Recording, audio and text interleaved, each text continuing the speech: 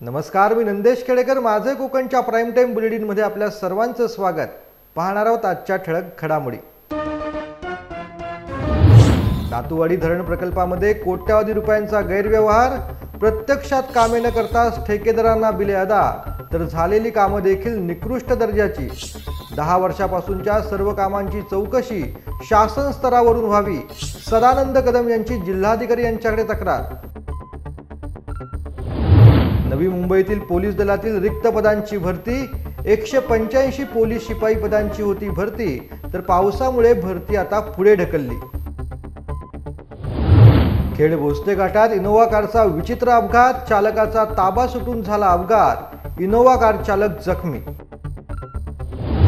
आणि एपीएमसी मार्केटमध्ये भाजीपाल्याची आवक कमी, भाज्यांचे दर प्रचंड प्रमाणात वाढले.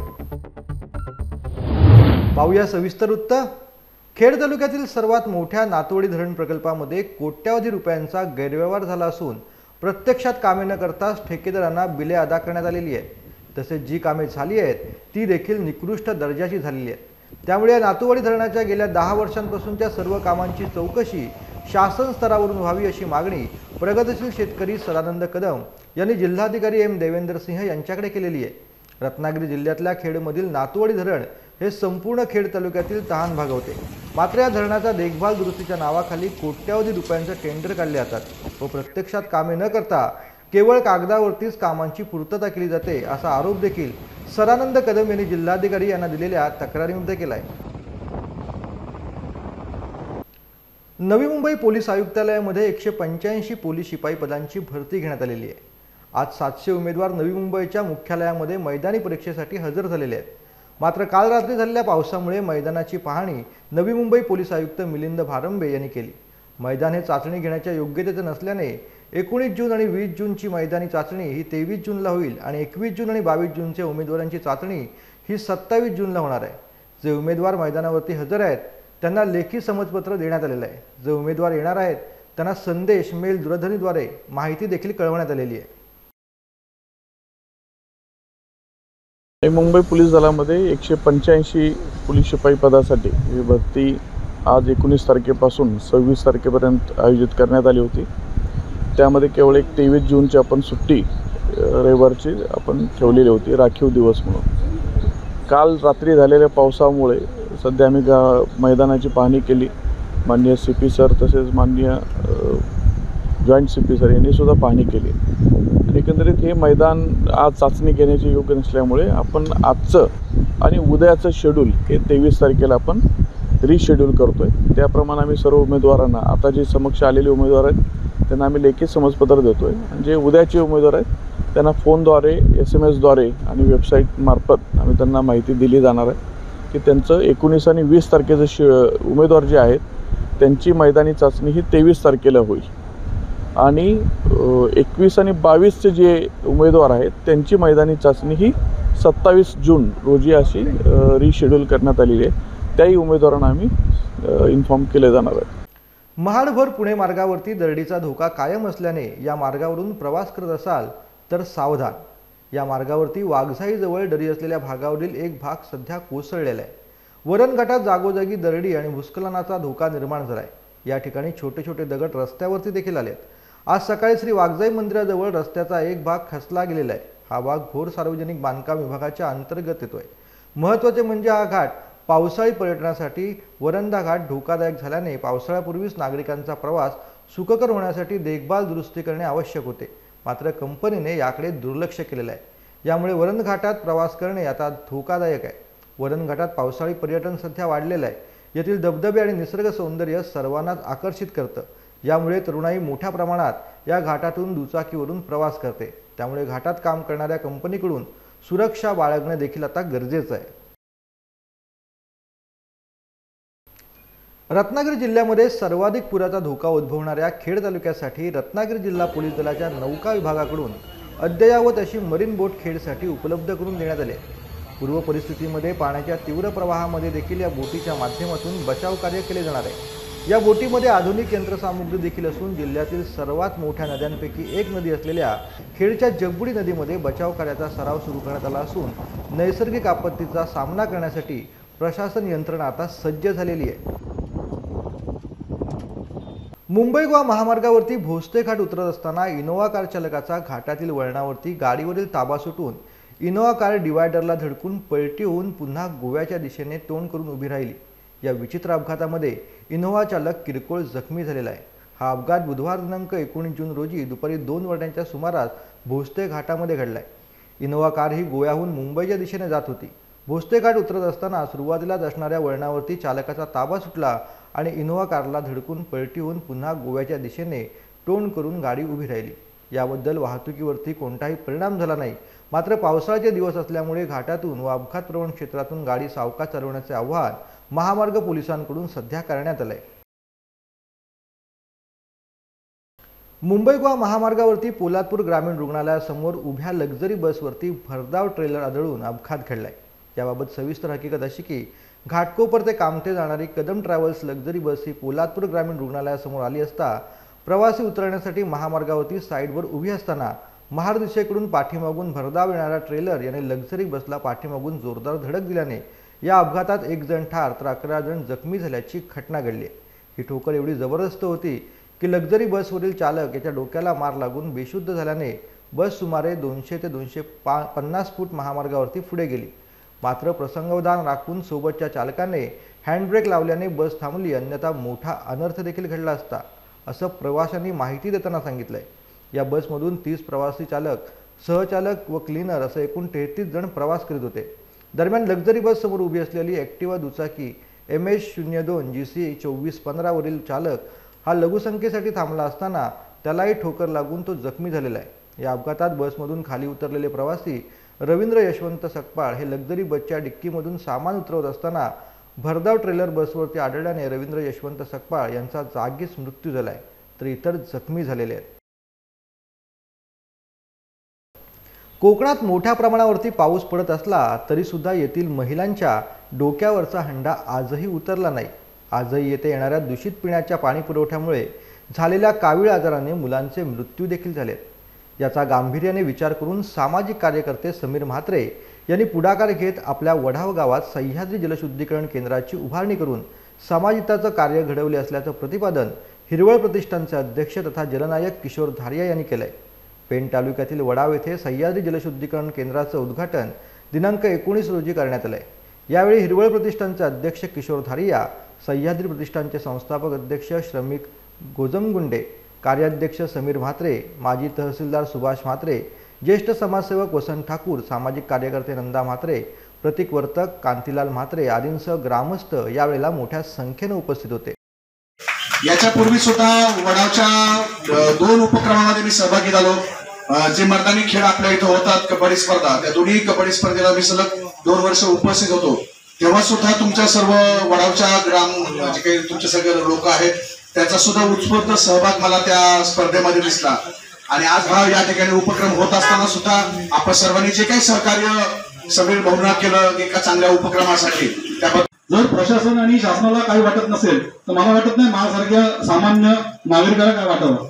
पण याच्यातून प्रेरणा घेऊन आम्ही शिकलो की आपले जीव आपणच वाचवायला लागतील। त्या संकल्पनेतून आम्ही आज प्लान चालू केला आणि आपल्याकडे योगायोगाने आज भाई किशोर धारिया आज इथे उपस्थित आहेत। त्यांना सरकारने जो पुरस्कार दिला आहे या जलसंवर्धनाच्या बाबतीमध्ये त्यांना जलनायक ही त्यांना पदवी दिलेली आहे।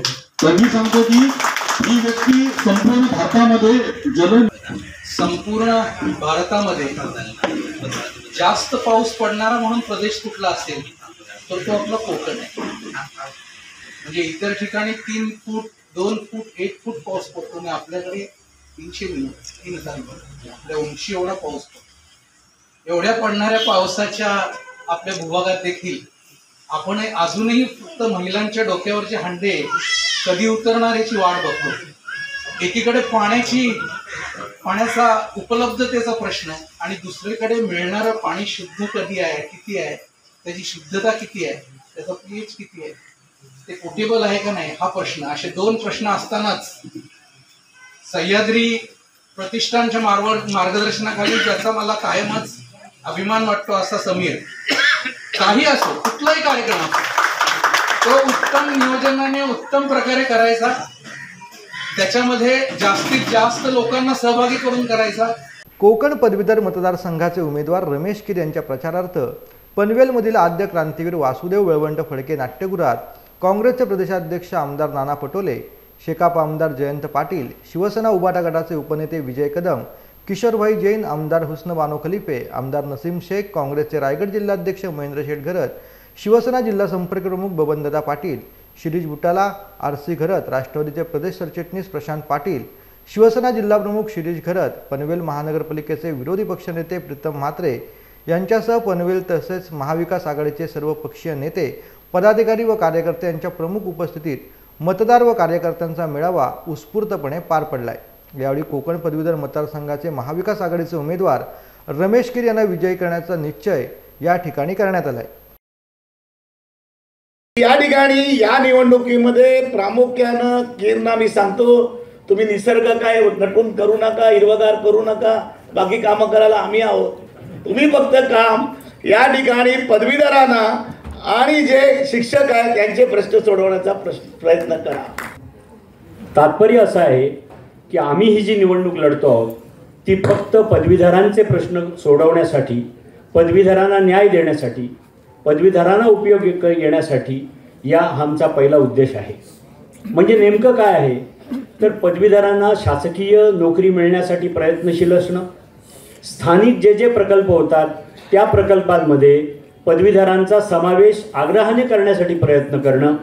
तिसरी गोष्ट, हे जे पदवीधर आहेत यांच्यासाठी जी जिल्हा उद्योग केंद्र आहेत त्या उद्योग केंद्रांना भेटी देणं, तिथे चौकशी करणं की या जिल्ह्यातल्या या वर्षी किती पदवीधरांना तुम्ही नोकरी देऊ शकलात त्याची चौकशी करणं। आणि सगळ्यात महत्त्वाचं म्हणजे जी जुनी पेन्शन आहे त्या जुन्या पेन्शनसाठी आग्रही राहणं हा देखील आमचा एक पहिला महत्त्वाचा उद्देश असेल। या भाजपच्या या मानसिकतेला, जे आमच्या जीवनाला उद्ध्वस्त करायचं काम करताय, त्या व्यवस्थेलाच आता सत्तेतून बाहेर काढायचा असा निर्णय केला। आणि मगाशी कीर साहेबांचा मुद्दा मी भाषण करवलं की त्यांची भूमिका या भागाच्या विकासासाठी आणि विशेष करून आमच्या शिकलेल्या ग्रॅज्युएट मतदारसंघाच्या लोकांसाठी काय आहे तर त्यांनी थोडक्यात त्याचं मत मांडलं। या महाराष्ट्राच्या संविधानिक व्यवस्थेला, महाराष्ट्राच्या लोकशाही व्यवस्थेला, महाराष्ट्राच्या शाहू फुले आंबेडकरांच्या विचाराच्या महाराष्ट्राला या लोकांनी सगळं बर्बाद करण्याचा निर्णय केलेला आहे। रत्नागिरी जिल्हा महिला राष्ट्रवादी काँग्रेस शरदचंद्र पवार पक्षाच्या वतीने खेड येथे खेड महिला राष्ट्रवादी काँग्रेस शरदचंद्र पवार पक्षाची बैठक भरणे येथे घेण्यात आली। यावेळी पक्षाच्या अनेक विषयांवरती चर्चा करण्यात आली। यावेळी सुकवली गावचे सुपुत्र व खेड ज्ञानदीप शाळेचा विद्यार्थी कुमार यश संतोष साबळे याने SSC परीक्षेत उज्ज्वल यश संपादन करून महाराष्ट्रात 3रा क्रमांक पटकावल्याने त्याचा सत्कार करण्यात आला। यावेळी रत्नागिरी जिल्हा महिला राष्ट्रवादी काँग्रेस शरदचंद्र पवार पक्षाच्या महिला अध्यक्ष दीपिका कोतवडेकर, OBC सेल जिल्हा अध्यक्ष पांडुरंग पाष्टे, तालुकाध्यक्ष विनायक निकम, पक्षाचे ज्येष्ठ नेते वसंतजी गुरव, दापोली विधानसभा महिला अध्यक्ष अश्विनी शिंदे, दापोली तालुका अध्यक्ष नीता सावंत, खेड तालुका अध्यक्ष तेजाताई बैकर, रत्नागिरी जिल्हा सरचिटणीस गीता घाणेकर, सुकिवली ग्रामपंचायत सदस्या ज्योती घाणेकर, ज्येष्ठ कार्यकर्ते सुभाष पालकर, राजश्री चव्हाण, अश्विनी पवार व अनेक महिला कार्यकर्त्या यावेळेला उपस्थित होत्या। नवी मुंबई APMC मार्केटमध्ये भाजीपाला आवक कमी झाल्याने भाज्यांचे दर प्रचंड मोठ्या प्रमाणात वाढले। किरकोळ मार्केटला भाजीपाला दर 200 रुपये किलोवरती जाऊन पोहोचलेला आहे। प्रत्येक भाजीचे दर दुप्पट तर तिप्पट वाढल्याने ग्राहकांच्या तोंडचं पाणीच पळाले। एकीकडे भाजीपाला वाढत चाललेला असतानाच कांदा बटाटा सुद्धा 50च्या घरात गेल्याने महिन्याचं बजेट देखील कोलमडलंय। महाराष्ट्रामध्ये काही ठिकाणी अवकाळीचा जोरदार पाऊस झाल्याने भाजीपाल्याचे आलेले उत्पन्नावरती परिणाम झालाय। गावावरून आलेल्या गाड्यांमध्ये हिजलेली भाजी असल्याने नाशवंत निघत आहे, तर काही भागात कडाक्याचे ऊन कायम असल्याने भाजीपाला उत्पन्न कमी होत आहे। या सर्वांचा परिणाम झाल्याने APMC मधील आवक निम्म्यावरती आलेली आहे। 700 ते 800 गाड्यांच्या जागी सध्या फक्त 400 ते 450 गाड्या भाजीपाला घेऊन येत आहेत। उन्हाळी सुट्टी संपली की पुन्हा ओढ लागते ती विद्यार्थ्यांना शाळेची।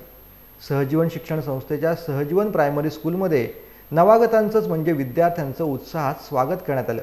ढोल ताशांच्या गजरात फटाके वाजवून व विद्यार्थ्यांना पुष्पगुच्छ व खाऊ वाटप करून त्यांचं प्रशालेमध्ये स्वागत करण्यात आलं। यावेळी विद्यार्थ्यांच्या चेहऱ्यावरती हास्य देखील पाहायला मिळालं। विद्यार्थ्यांना शाळेत सोडण्यासाठी पालकांनी देखील मोठ्या प्रमाणात गर्दी केली होती। यावेळी सहजीवन प्रायमरी स्कूलचे चेअरमन संजय मोदी, प्रशालेचे चेअरमन राजेश बुटाला, संचालिका अलका बुटाला, अजित बुटाला, माधवी बुटाला, गरुड सर, सहजीवन प्रायमरी स्कूलचे शिक्षक, शिक्षकेतर कर्मचारी, विद्यार्थी व पालक यावेळेला उपस्थित होते. सहजीवन शिक्षण संस्था नेहमीच शहरासह ग्रामीण भागातील गरजू विद्यार्थ्यांना शैक्षणिक क्षेत्रात पुढे जाण्यासाठी सहकार्य करत असते. आजपर्यंत सहजीवन शिक्षण संस्थेचे असंख्य विद्यार्थी विविध क्षेत्रात विविध शासकीय पदांवरती सध्या कार्यरत देखील आहेत. पेण एज्युकेशन सोसायटीच्या प्राथमिक शाळेतील माजी मुख्याध्यापिका कलावती पाटील यांच्या 61व्या वाढदिवसानिमित्त आज पेण शहरातील प्रभाग क्रमांक 1 मधील मराठी शाळा क्रमांक 2 येथील शालेय विद्यार्थ्यांना छत्री वाटप आणि मुलींची कन्या शाळा क्रमांक 3 येथील शालेय विद्यार्थ्यांना वही, पेन, पेन्सिल असे शैक्षणिक साहित्य वाटप करण्यात आलं.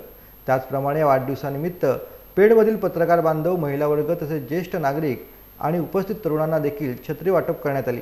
यावेळी कलावती पाटील यांनी बोलताना मराठी शाळेतील मुलांची आर्थिक परिस्थिती लक्षात घेता त्यांना मी एक माजी शिक्षिका म्हणून काहीतरी देणे लागते, हे लक्षात घेऊन विद्यार्थ्यांच्या मनात शाळेत येण्याची आवड निर्माण व्हावी तसेच त्यांना शालेय शिक्षणाची ओढ लागावी या उद्देशाने मी माझ्या वाढदिवसानिमित्त दरवर्षी काही ना काही शालेय उपयोगी वस्तूंचं वाटप करत असते. त्या अनुषंगाने आज या छत्र्या आणि शालेय साहित्याचं वाटप केलं आहे असं त्यांनी सांगितलंय. यावेळी उपस्थित महिला वर्ग, पत्रकार मित्र आणि ज्येष्ठ नागरिक तरुणाईने माजी मुख्याध्यापिका कलावती पाटील यांना वाढदिवसानिमित्त शुभेच्छा देखील दिल्यात. या नगरपालिकेच्या शाळेतील विद्यार्थ्यांना छत्र्यांचं वाटप आणि केक, चॉकलेट असं देण्यात आलं. मुलांचा आनंद त्यामुळे द्विगुणित झालेला आहे. मुलांना शाळेत येण्यासाठी आवड निर्माण होईल हा त्यामागचा हेतू होता. आणि माझ्या वाढदिवसानिमित्त मी दरवर्षीच या शाळेत काही ना काही देत असते, कारण मी शाळा व्यवस्थापन समितीवर आहे. त्यामुळे मी कोणतरी शाळेचं या देणं लागतं आहे. या हेतूने मी मुलांना वाटप करत असते. दर 15 ऑगस्टला, 26 जानेवारीला सुद्धा चॉकलेट मुलांना वाटते, कारण त्यामुळे मुलांची ही आपुलकी पण निर्माण होते आणि शाळेविषयी त्यांना आवड निर्माण होते. आणि त्याचा हेतू एकच आहे की मुलांनी शाळेत आनंदाने यावे, आवडीने यावे. बरेच जण या कार्यक्रमानिमित्त जमतात, त्यांचेही आशीर्वाद मला मिळतात आणि मुलांनाही त्यामुळे थोडासा उत्साह वाढतो. हे सगळं त्यामागचा हेतू असल्यामुळे आम्ही हे कार्यक्रम ठेवत आहोत. आता वेळ झाली प्राईम टाईममध्ये इथंच थांबण्याची. मात्र तुम्ही कुठेही जाऊ नका, पाहत राहा फक्त माझे कोकण.